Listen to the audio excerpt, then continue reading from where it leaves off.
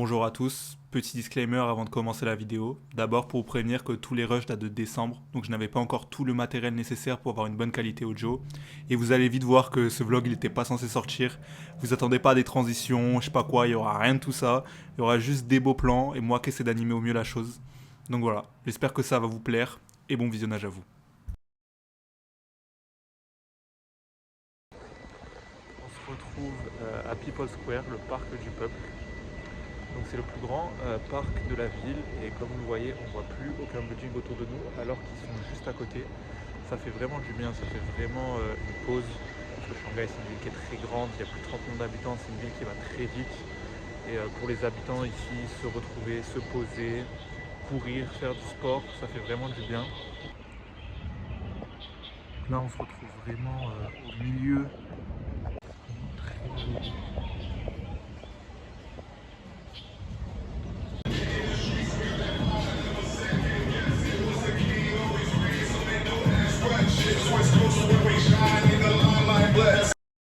Je suis rentré dans ce mall car il a une particularité, c'est qu'il y a un terrain NBA au 5e étage, donc allons découvrir ça ensemble.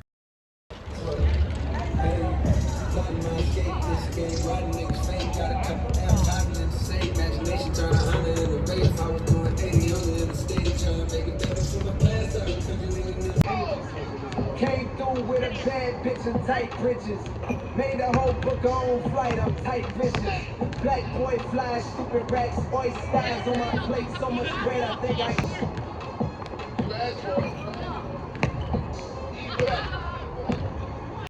Voilà, après avoir joué un peu, je vous montre l'extérieur du mall. Bon, je suis un peu finito, mais j'ai joué un petit moment histoire de dérouiller un peu la machine. Et là, ce qu'on va voir, c'est la partie nord du Bund de Shanghai.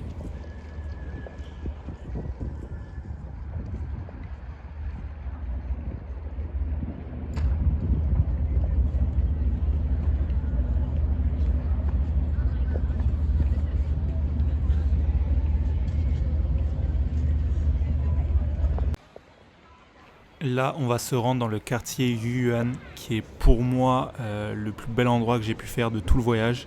Ça ressemble pas mal à Asakusa, Tokyo, pour ceux qui voient.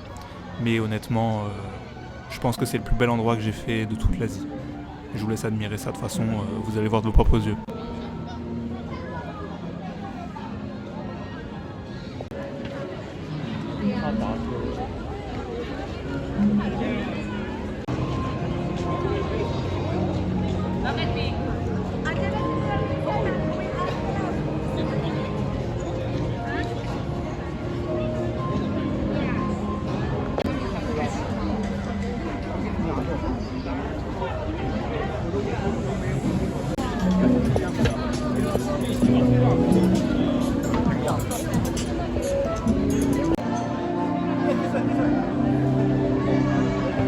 Ensuite, j'ai fait une petite halte à Nanjing Road, qui est l'avenue principale de la ville, afin de rejoindre l'autre côté de la rive pour observer la skyline.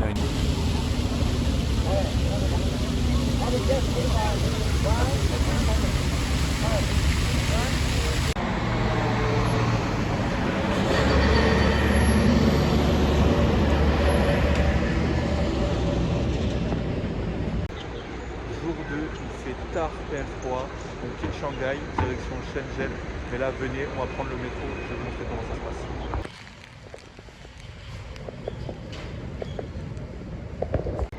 Alors le métro ici est très propre et il dessert extrêmement bien la ville. En plus c'est vraiment pas cher, c'est-à-dire qu'à chaque fois vous payez 3 yuan, ou à peu près 37 centimes chaque trajet, et ça facilite vraiment la vie quand on voyage ici. 上下车当心缝隙，请注意脚下安全。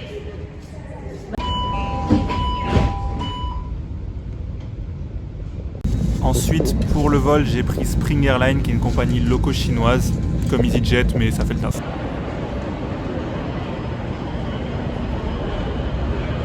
Ce qu'il faut savoir sur Shenzhen, c'est que c'est le hub technologique de la Chine, c'est là où sont fabriqués la majorité des composants, des ordinateurs, etc. C'est vraiment une ville qui est connue pour ça, pour ses marchés, pour ses fournisseurs. Elle est considérée par certains même comme la ville la plus futuriste du monde, et c'est là où on peut faire des bonnes affaires. En fait, il y a plusieurs malls sur 7, 8, 10 étages où vous avez un tas de fournisseurs. Donc pour ceux qui sont dans ça, c'est là-bas où il faut aller.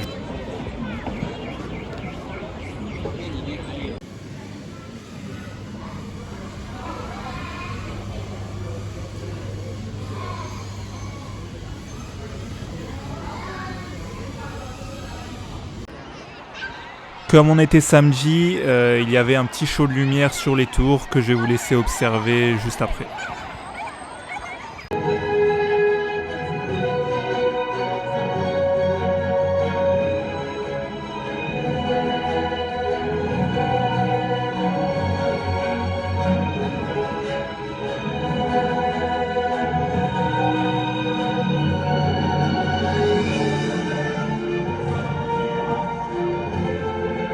Juste 3 petits plans pour vous montrer les tours, les lumières, etc.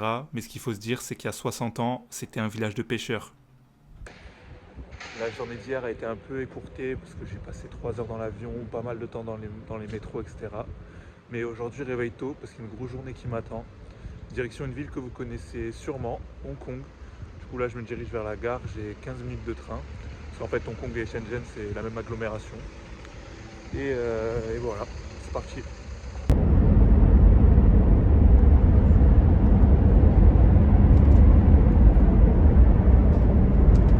Pour commencer la journée, j'ai fait un petit stop au parc de Kowloon parce qu'il était à côté de la gare. Ensuite, je me suis dirigé vers un terrain de basket iconique pour faire quelques photos.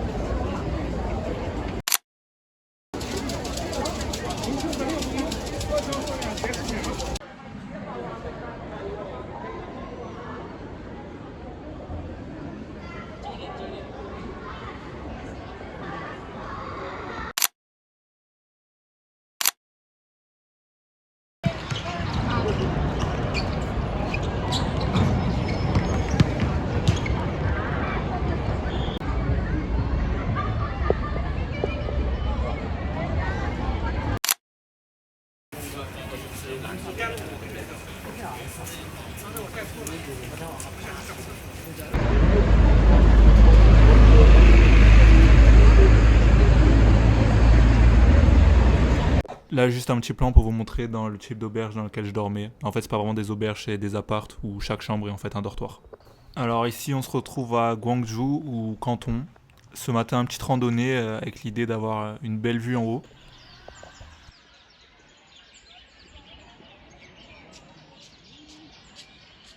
Là, je filme, mais je vous jure, la montée elle était dure. Guettez les escaliers.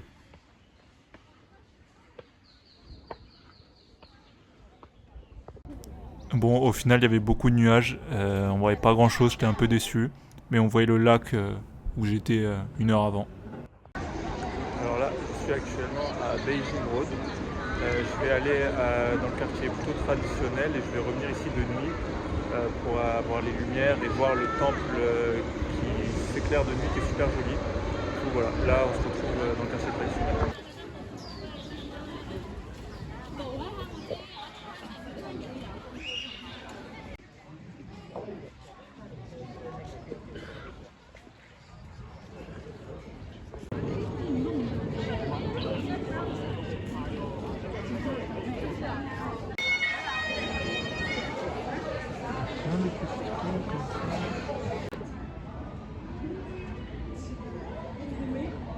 Et ensuite, il y avait une sorte de musée. Si j'ai bien capté, c'était l'ancienne maison de Bruce Lee et j'ai fait une méchante photo là-bas, je vous montre.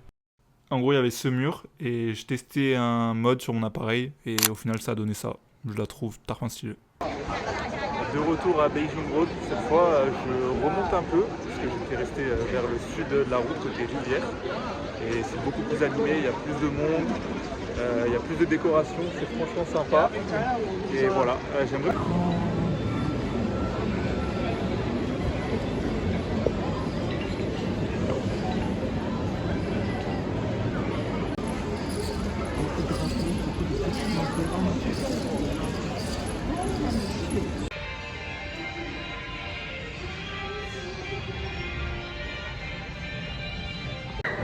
juste en sortant du mall où il y avait l'exposition One Piece, il y a ce temple qui est juste magnifique.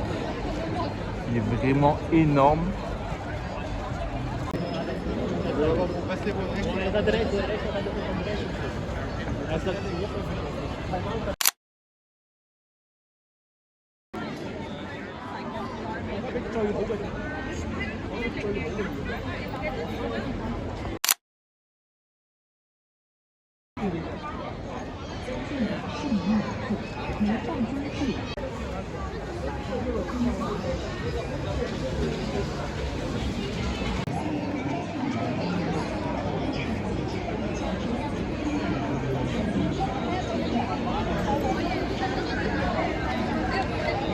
Derrière moi, vous pouvez apercevoir la tour de Canton, 605 mètres de haut avec son design qui ressemble beaucoup à celui de la Skytree à Tokyo.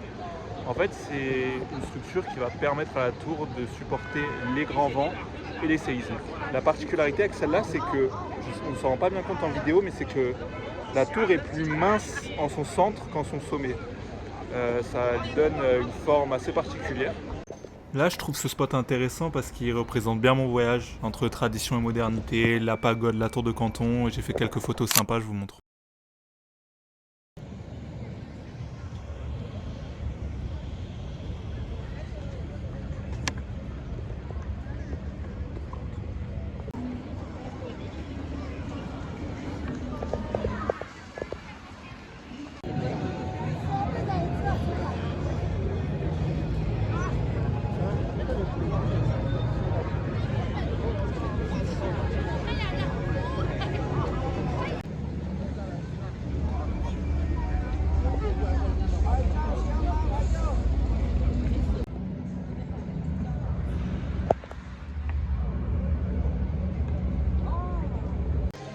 Cette journée, je vais essayer d'aller au bord de rivière afin de pouvoir faire quelques foot avec les bateaux et également voir le pont lumineux que vous voyez derrière moi, faire quelques foot avec celui-là.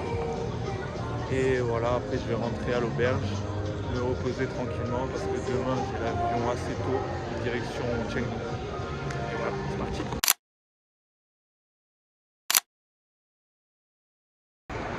Alors, il y a eu un petit problème, c'est que mon avion pour Chengdu de 9h45 a été annulé. Heureusement, j'ai vite pu le remplacer par celui de 12h45 avec la même compagnie. Mais du coup, j'arrivais un peu plus tard en ville là-bas. Et vu que j'ai fait le tour ici, à part patienter, j'ai pas grand chose à faire. Donc voilà, je rentre à l'aéroport.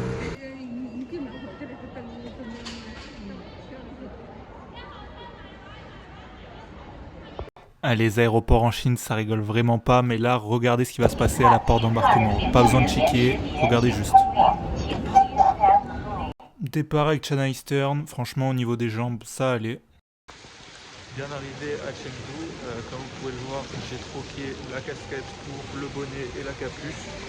On est plus dans l'ouest du pays, du coup la météo est vraiment pas la même que dans le canton, il fait plus froid. Mais c'est ok, là je vais aller faire Shinchi Road, c'est là.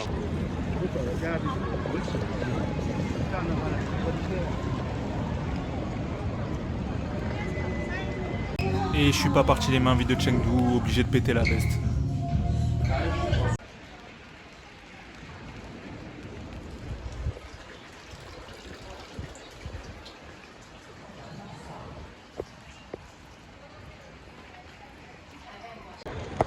J'ai fait pas mal de magasins, je suis content parce que j'ai trouvé la veste Adidas que je voulais en taille. Parce que même à Shanghai, Guangzhou, Shenzhen, etc. je n'avais pas trouvé. J'ai toujours pas trouvé ma tondeuse, j'espère la trouver bientôt. Et voilà, je pense que je vais rentrer à l'hôtel, faire mes lessives, prévoir ma journée pour demain, parce que demain j'ai pas mal de trucs à faire. Et voilà, ça n'aura pas été la journée la plus productive, mais ça va, j'aurais pu faire tout. Deuxième jour à Chengdu, mes premières journées complètes en soi.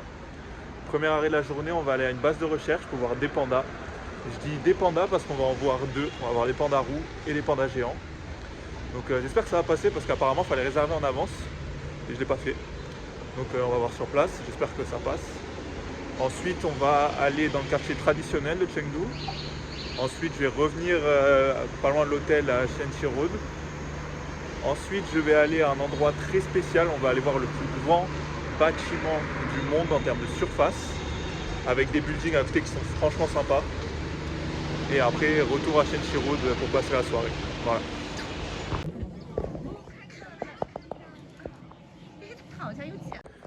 Bien arrivé au parc, j'ai réussi à prendre un billet sur Trip.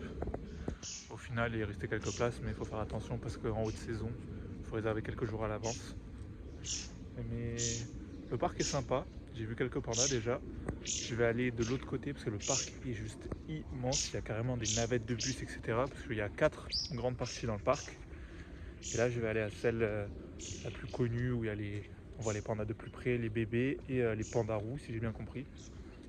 Là, on a pu apercevoir déjà quelques pandas, mais un peu de loin. Du coup, là-bas, j'espère qu'on les verra mieux. Et voilà, hein. Ce qu'il faut savoir aussi, je me suis renseigné un peu, c'est qu'il existe en Chine quelque chose qui s'appelle la diplomatie du panda. En fait, la Chine prête ses pandas à certains pays, comme par exemple la France.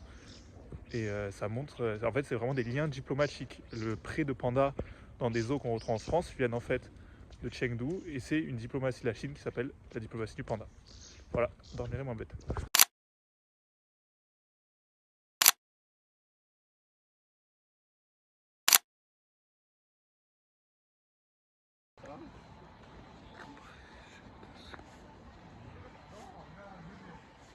Là, c'est l'enclos de Huahua, qui est un panda, qui est une resta à Chengdu, et les gens faisaient la queue pour prendre des photos de lui.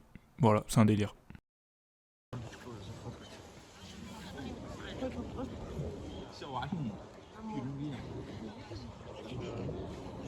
Et quand je vous dis que c'est la ville des pandas, il n'y a pas un truc qui n'est pas à l'égérie des pandas. Regardez les barres de métro, mais tout dans la ville est lié aux pandas de près ou de loin.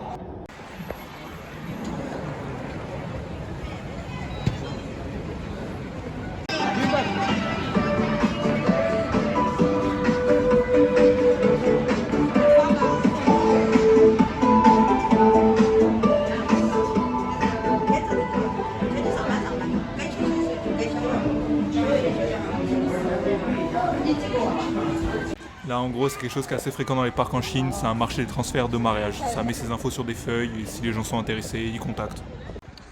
Alors là, je m'apprête à rentrer dans le plus grand bâtiment du monde en termes de surface exploitable par en hauteur. Je ne sais pas si vous vous rendez compte, mais le truc est juste immense. Dedans, il y a c'est un centre commercial, mais il y a des bureaux, une sorte d'aqua boulevard, on va aller voir ça. Mais c'est juste immense, franchement, j'ai pas d'autres mots, c'est incroyable.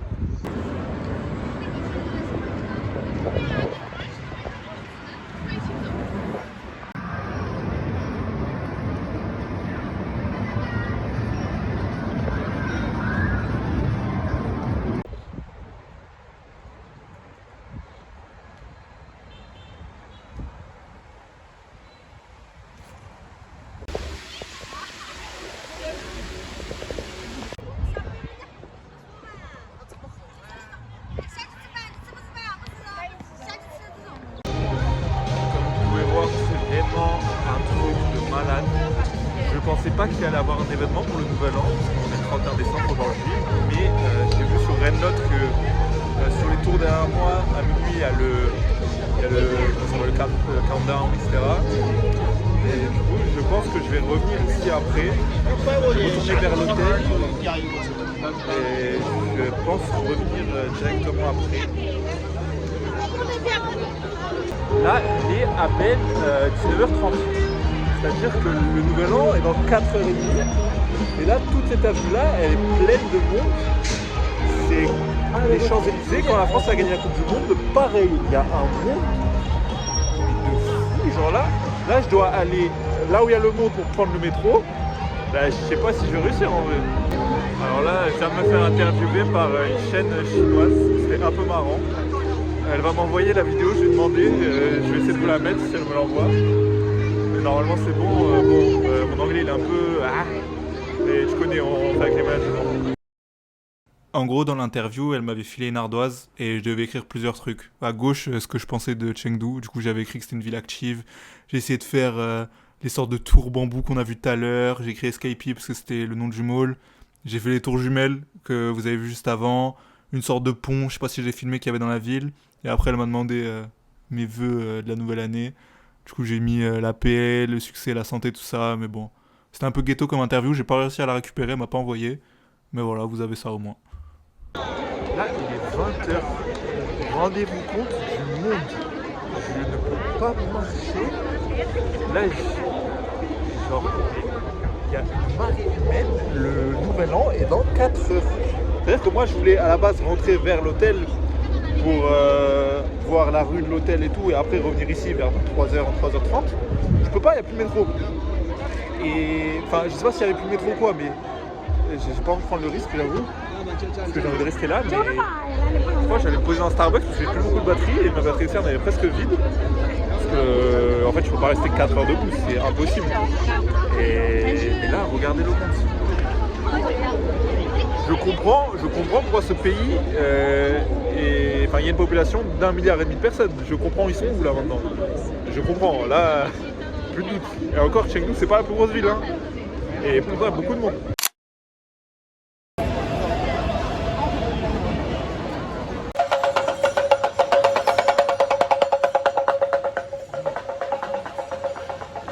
Ça, c'est juste pour vous montrer le cheap de lit que j'ai à chaque fois dans les auberges de jeunesse.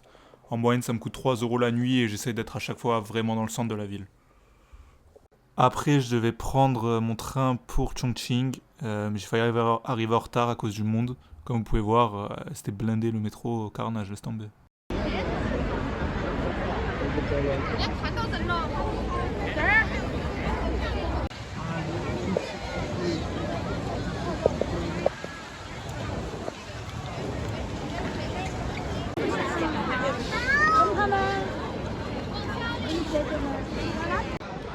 On se retrouve aujourd'hui à Chongqing, c'est ma première journée complète ici. Il est un peu tard parce que je suis malade et du coup je me suis bien reposé, là il est 14h30, j'ai mangé, là je vais vraiment commencer ma journée. Donc là on est à Shibati, dans l'un des nombreux quartiers traditionnels de la ville. Et ici on voit à quel point en fait, les bâtiments sont construits les uns sur les autres.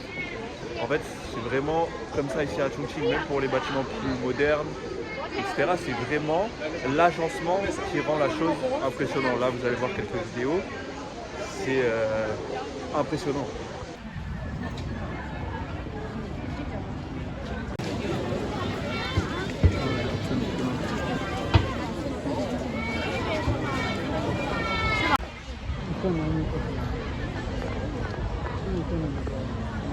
Ici on voit bien également l'inclinaison. Chongqing on l'appelle aussi la ville de la montagne. Et on le ressent surtout dans les jambes parce que la ville est comme ça, vraiment. Là je suis descendu. Après, il va falloir que je remonte. Et voilà. Là, on a un petit puits. Voilà, là, après, là, je vais m'engouffrer plus en profondeur dans les rues. Et après, on se retrouvera à un endroit que vous avez déjà sûrement vu sur TikTok. Et voilà. Je suis bien arrivé à l'endroit en question. Là, on pourrait croire que c'est simplement un endroit avec une architecture traditionnelle. C'est même pas des temples, c'est des commerces, des pharmacies. Juste en dessous, on a une clinique ou une urgence, je ne sais pas trop c'est quoi, mais cet endroit, a priori, n'a rien de spécial. C'est simplement une place avec une belle architecture. Mais ce qui la rend tout particulière, c'est ce que je vais vous montrer quelques instants. C'est qu'en fait, nous ne sommes pas du tout dans une place, on est réellement au 21e étage d'un immeuble. On est en fait sur une terrasse, un rooftop.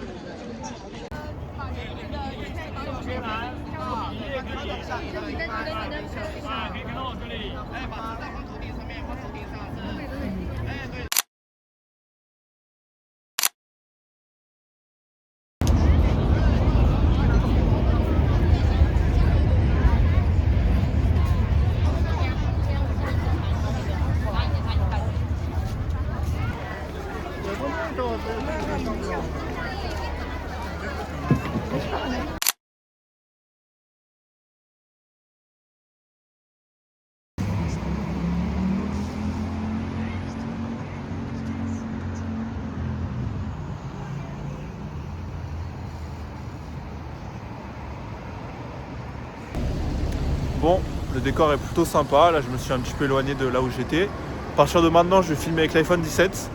J'espère que la qualité step up un peu. Là, de ce que je vois, ouais. Après, il faudra voir plus en détail quand je ferai le montage. Mais content de la qualité.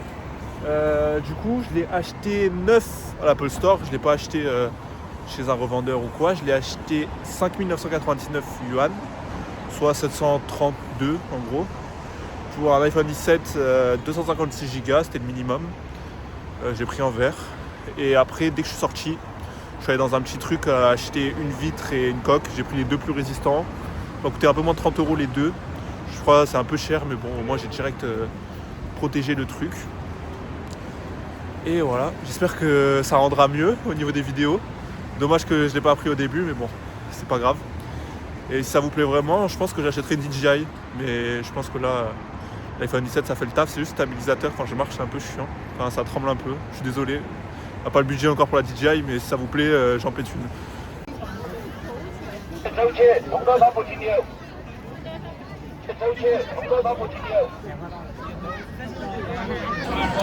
Là, on est rentré dans Hongya Dong, Hongya Cave, où il y a les deux noms marchent. J'étais au 11e, j'ai fait la queue. Là, les vidéos que vous avez vues avant, pour descendre jusqu'ici. Il y a 11 étages en tout, et du coup, je vais descendre en bas, à pied, pour ensuite aller faire des photos à un spot qui est super joli. Et là, c'est juste incroyable, en fait, c'est trop bon. 来掏耳朵，掏耳朵，考试操，免费检查，掏耳朵。还剩了几位？你好，两位拍照吗？非常Bon, là je suis en train de marcher direction le spot. C'est juste pour vous dire que honnêtement, Chongqing, la ville est trop bien. Mais il y a trop d'humains, il y a trop de monde. C'est une folie. Pour aller d'un endroit à un autre en normalement 10 minutes, t'en mets 30. C'est trop chiant en fait. Tu peux pas tout faire. Il y a trop de monde, genre t'es obligé d'être dans une houle humaine à chaque fois que tu veux aller dans un endroit un peu joli.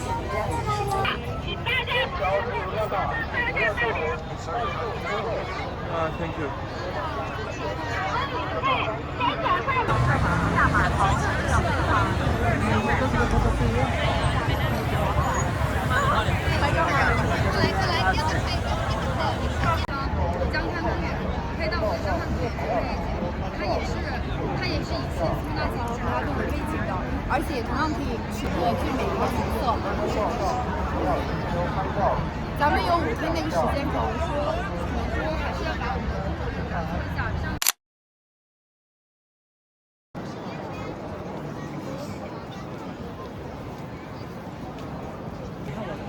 Là, on se retrouve à un des endroits les plus connus de Chongqing, c'est la rue des néons. On peut voir il y a des néons partout. Je vais faire quelques plans, quelques photos. Et voilà.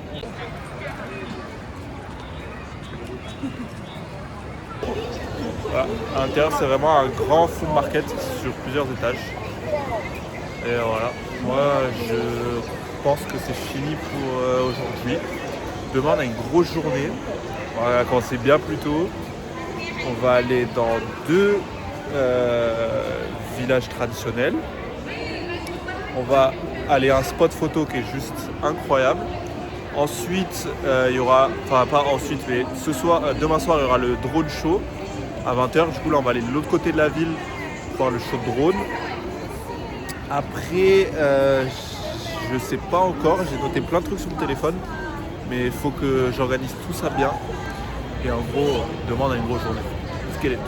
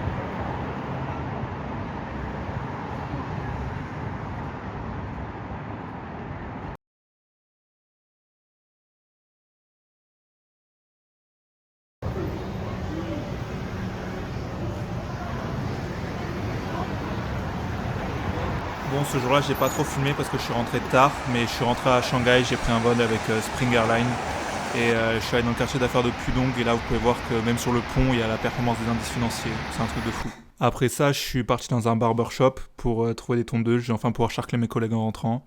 En gros, je leur ai dit que je cherchais des tondeuses, ils me l'ont commandé, 10 minutes après, il y a un gars qui me les a livrées, c'est un truc de fou. Bon, dernière journée à Shanghai avant le départ demain. Alors ce matin, là, je suis allé dans le prolongement de la grande avenue qui est à côté de mon hôtel qui s'appelle Weihai Road. Et en fait, c'est un endroit où il y a beaucoup de magasins indépendants, beaucoup de marques aussi forcément. Mais dans un quartier qui ressemble fortement à l'Europe. Je ne sais pas si je suis actuellement dans l'endroit qui appartenait aux Français à l'époque. Mais en tout cas, de sûr, je suis soit dedans, soit à côté. Et les bâtiments, là, vous pouvez voir, on dirait vraiment encore plus là-bas, d'où je viens. On dirait vraiment qu'on est en Europe, en fait. Donc là, je suis allé dans une zone commerciale luxueuse juste pour voir le bateau Louis Vuitton derrière, qui est immense. Je ne sais pas si vous vous rendez compte. Ça me fait penser à la mallette qu'il y a à Paris. Franchement, c'est juste sublime.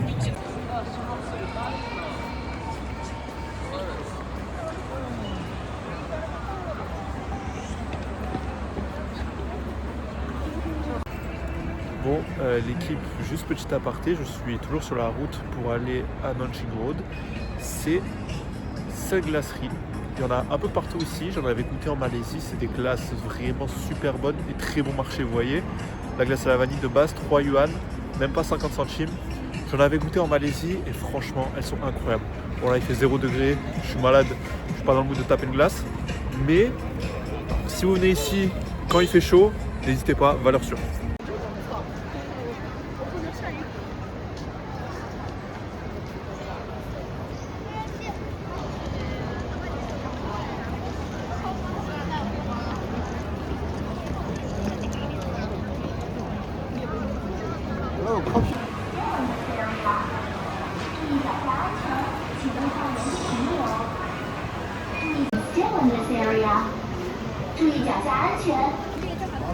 Ici, vous voyez ce magasin Pop Mart, il y en a partout. C'est le genre de magasin où ça vendait la boubou, des petites peluches comme ça. Et les Chinois, ils raffolent de ça. Il y en a vraiment partout, ils sont toujours pleins. Bon, là, comme vous pouvez voir, j'ai passé le gros de Nanjing Road derrière. Je vais finir, puis traverser un pont pour aller au côté Bund, mais nord. Il y a moins de monde et je trouve la vue plus belle. Après, je vais prendre le métro pour aller au jardin Yuyuan. C'est là où il y a l'architecture traditionnelle, etc.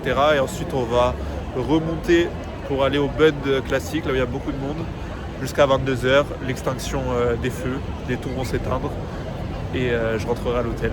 Et ça marquera la fin de ce beau voyage.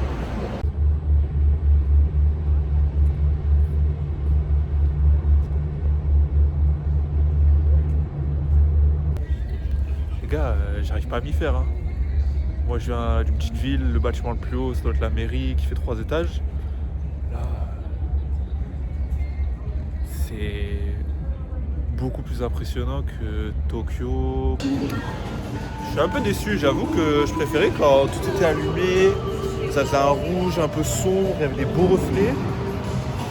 Là, il y a le magasin Anta. Mais là, je sais pas. Il y a moins d'âme, j'ai l'impression. Je sais pas ce que vous en pensez. Il y a des shows de lumière. Là, on est un peu sur du blanc, sur du bleu. Ça varie. De toute façon, je vais rester un petit moment ici. Peut-être que ça va s'éclairer un peu plus. Ça reste très joli, hein. Mais moi, je préférais avec les lumières rouges. J'avoue.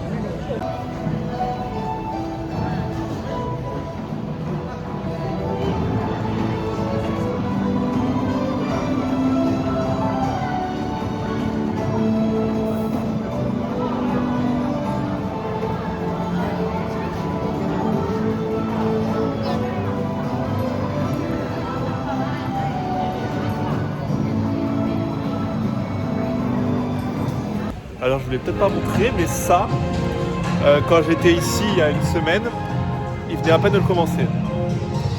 Bon en France je ne sais pas combien de temps ça aurait pris, mais là, bon, on voit pas bien, mais voilà, il y a des écrans. Le truc est presque fini, en une semaine. J'avoue qu'il y a de quoi s'inspirer. Aussi à Chengdu, quelque chose que je ne vais pas montrer, mais c'est que juste à côté de mon hôtel, ils ont construit un pont en 3 jours. Tout va plus vite ici et franchement, même en tant que touriste, en restant 2 semaines, vous le voyez. La France doit apprendre. La France doit apprendre. Je pense qu'il y a des sortes d'horaires avec l'éclairage parce que moi, quand c'était rouge, j'y étais vers 19h. Mais bref, là, je vais me rendre à l'endroit le plus connu d'Asie, je pense. Il n'y en a pas tant que ça en Chine, il y en a moins qu'au Japon, en Malaisie, il y a plus de trucs indépendants, ou alors des trucs, je sais pas, le logo Sintoma, je sais pas c'est quoi. Mais bon, on respecte. Il faut rendre à César ce qu'appartient à César, on rentre au 7-Eleven. Alors moi je vais me prendre des Bueno White. Voilà, c'est plus cher qu'au Family Mart à côté de chez moi, mais c'est pas grave, on va dire qu'on paye le lieu. Et prendre un petit poisson.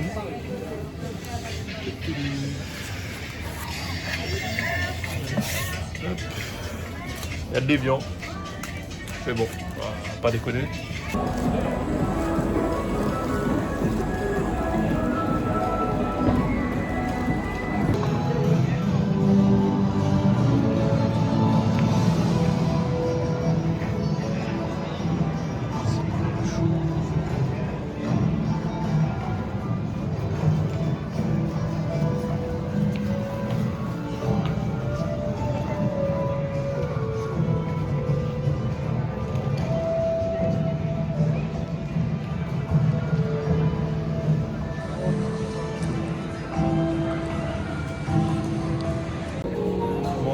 Mes derniers moments Yuan, là je vais me diriger vers le Bund et ce sera tout pour la soirée. Je pense que c'est mon lieu préféré de toute la Chine que j'ai fait, c'est juste incroyable. J'ai déjà comparé à Sakusa mais c'est 3 niveaux au-dessus, le quartier est juste... Venez par vous-même, faites-vous votre propre avis mais... J'ai jamais vu un truc qui ressemble à ça. Bien arrivé au Bund après une courte marche de 15 minutes. Ce qui pour moi rend cet endroit si spécial, c'est la présence d'une architecture européenne, datant de la présence des Britanniques dans la ville, mais en même temps d'une skyline plus que futuriste. J'ai eu l'opportunité de voir la skyline de New York, Kuala Lumpur, Tokyo, j'en ai vu pas mal. Et franchement, celle de Shanghai est de loin la plus impressionnante. Je dirais pas la plus belle, mais la plus impressionnante. Et ce qu'il faut se dire, c'est qu'une simple rivière, le Yangtze, sépare ces deux mondes. Ce qu'un ami m'a dit, c'est qu'il a, quand il a vu ce que je lui ai envoyé, c'est qu'il a à la fois l'impression d'être à Paris et à Dubaï, dans le même endroit. C'est quand même fou. Les musiques derrière moi s'éteignent, symbole de la fin de l'aventure. J'espère que ça vous aura plu. On se retrouve demain à l'aéroport.